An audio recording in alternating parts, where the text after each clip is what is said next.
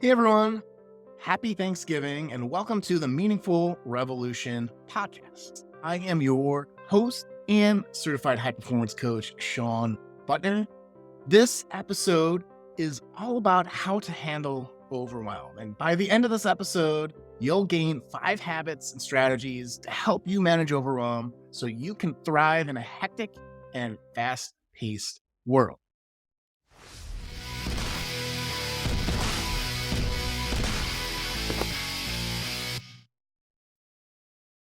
Now, we all experience overwhelm. As a coach, I often get questions about how to better manage.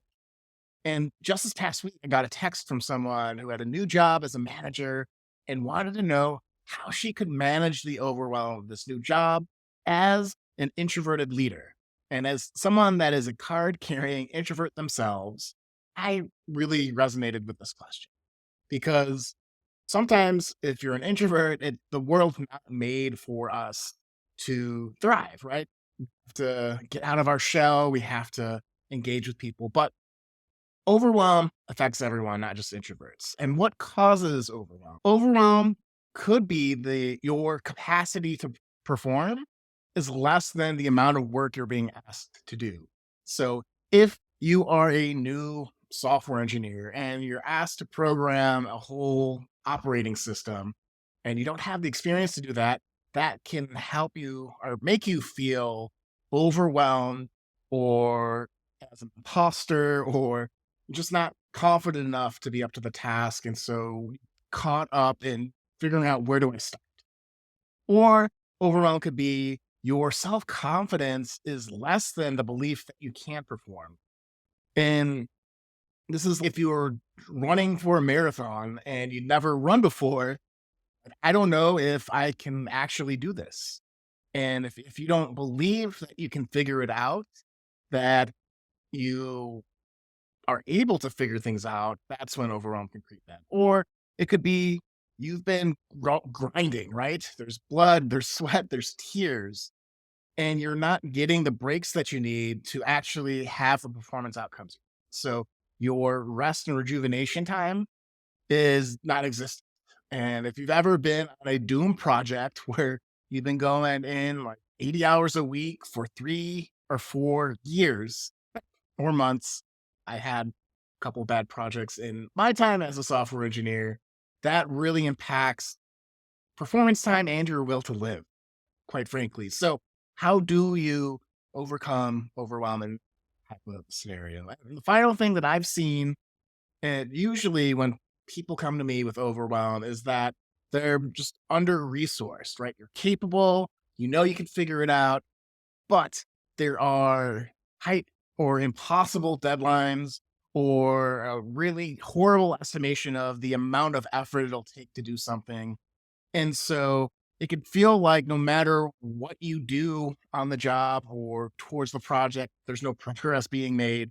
And that can be frustrating and overwhelming at the same time.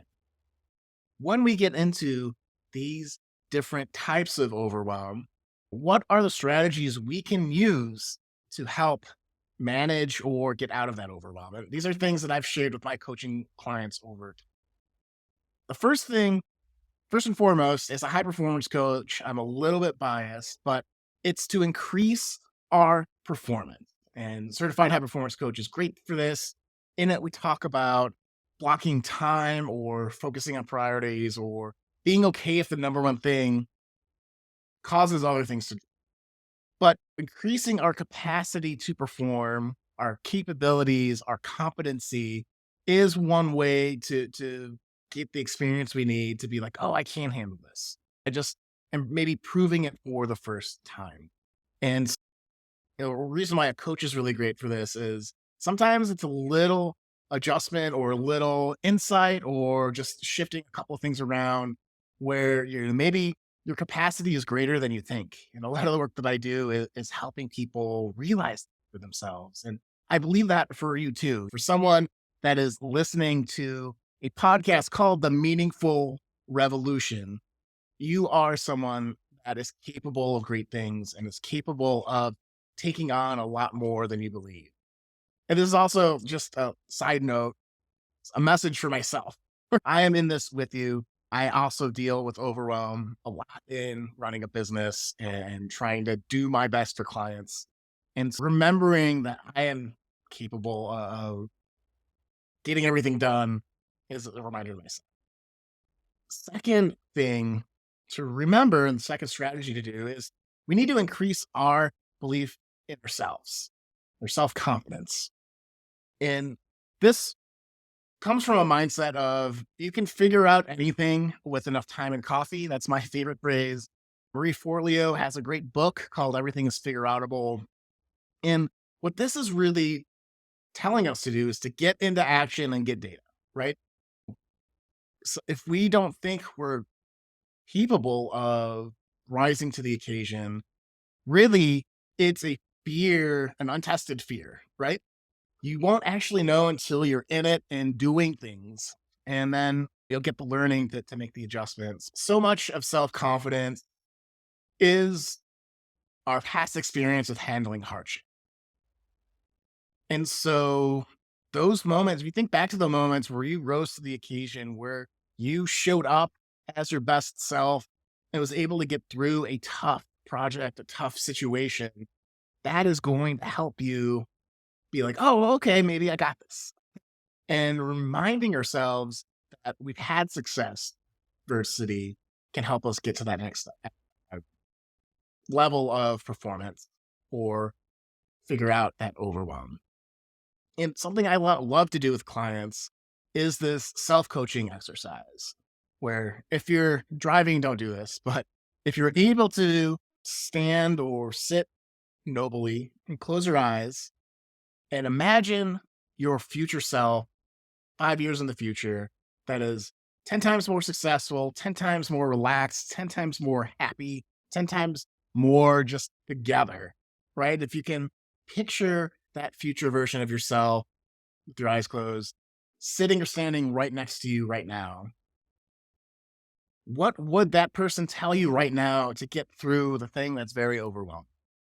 And I love this exercise, self coaching exercise as a coach, because a lot of times people know what they need from the world or they just need permission. And this is a way for them to get out of their head a little bit. If you were advising a friend in the same situation as future best self, what would you advise your friend?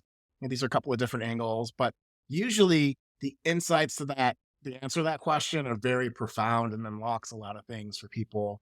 We're like, oh, I can get this, right? Oh, this is just part of the struggle. This is part of the process of growing, and I can figure this. And so it's really great for building that self confidence and to get into the actions that we need to do to thrive. Okay. The third strategy is broadly called take care of your body. And so a lot of times when we're overwhelmed, we feel stress. And if we don't handle that stress with exercise and movement or taking breaks, it can impact our sleep. And if you hit your sleep, that's usually the number one thing that makes people miserable. If you're not getting the average recommendation is 7 hours for adults. If you're not hitting that 7 hour mark each night, that would be the one thing to take care of first. And I promise you, even if you're someone who thinks that they can get on with 1 or 2 hours of sleep a night for the whole year, there are people maybe built that way, but the data shows that's very few people. And if you're feeling overwhelmed, try getting more sleep as the number one thing. And I think just that level of rest, of physically feeling like you are good or great can change that feeling overwhelmed quite dramatic. The fourth thing to do if you're feeling overwhelmed is to get help, right? And that could be delegating some tasks that you don't really need to do if it's not your life's work or not the things that are really driving value in the projects or business endeavors or market things that you're doing. If it's not something that you have to do to drive those things, get a teammate to help or delegate to a family member or whatever your situation is. But if you don't have anyone to delegate to or it's all super important things, You might need help redefining the project triangle. If you've done any project management, you know what this is. If you haven't, there's generally three areas that you can shift on a project. It's the quality of it, or okay, let me take that back. It's the scope of the project or what it's going to accomplish. So that could be going to be this amount of code. It could be this marketing report. It could be this set of meetings that are set up for a giant conference. So, what are you actually going to deliver? It's going to be cost. Are you going to need to hire 100 million people to get it done, or just five? Or that's one of the areas of a project. Or are you going to mess with the time, right? It's okay, maybe if you have to deliver a lot with a small team, if you have 3 years to deliver on the project. But if time is a driving factor where there's a deadline where you need this done in a week and it's just you, maybe adding people onto the project can help. And so if you're in an organization with a project manager, it's clarifying what's going to get dropped or what's going to get moved to make sure that the project's getting managed properly.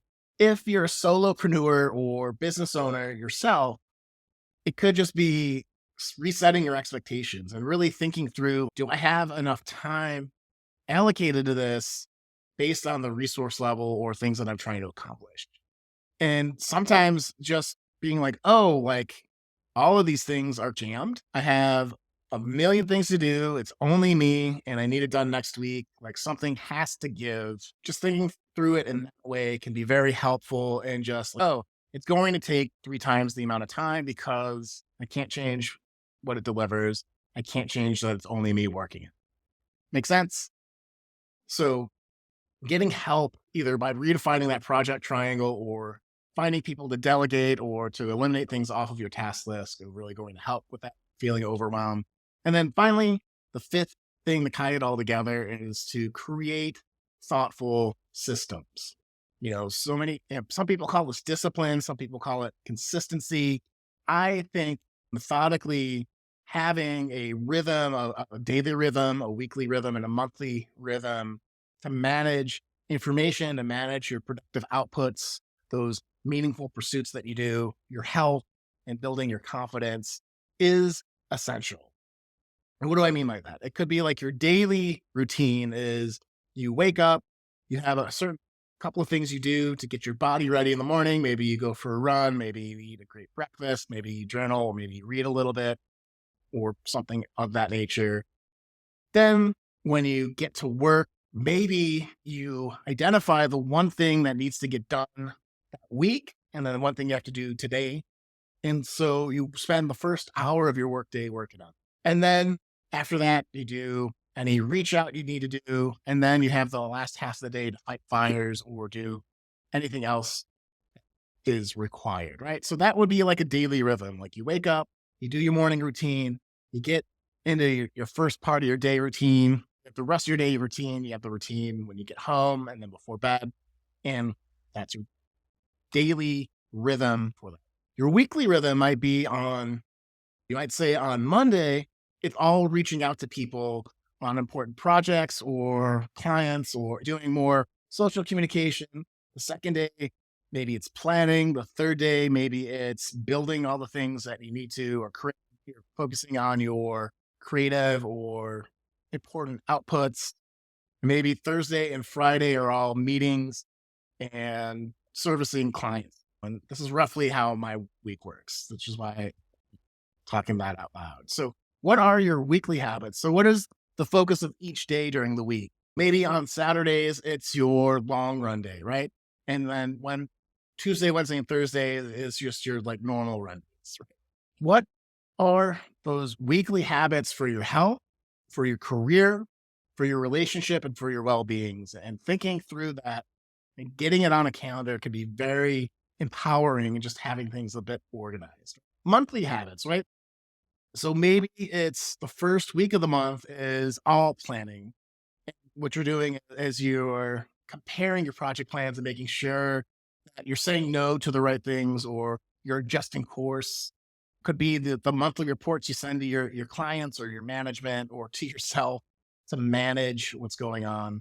And that's what I mean by thoughtful systems. It's these daily, weekly, and monthly rhythms and habits that help you perform and help you manage all the information.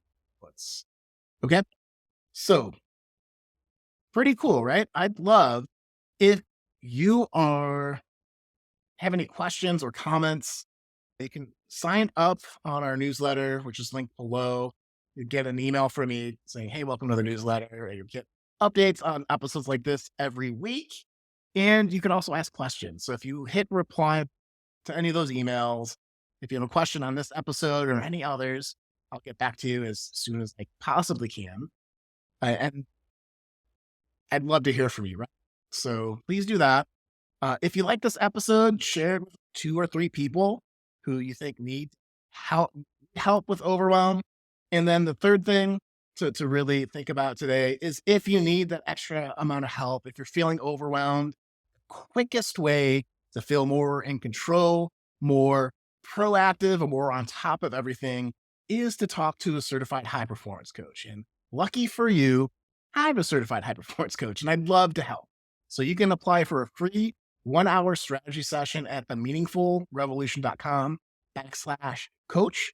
That link is below the show notes also.